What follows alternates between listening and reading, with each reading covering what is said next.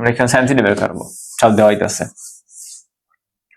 তাহলে লেখো যে sine theta is equal to F divided by ILB। তাহলে লেখো theta is equal to sine inverse F divided by ILB।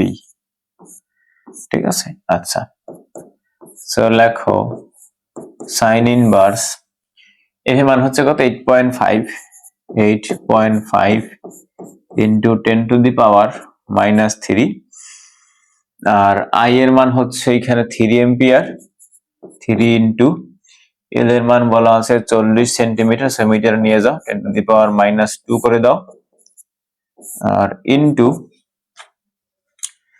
ILB -2 10 to the পাওয়ার -2, সেটা করলে যা আসবে তাই হচ্ছে আমাদের অ্যান্সার। সো যদি সাইন ইনভার্সে পড়া লেখা হয়েছে, সো এখানে ব্র্যাকেট আটকে দিলাম, সেটা করলে আসবে 45.009 করে দেবো ক্যালকুলেটরে, 45.009 ডিগ্রি, এত।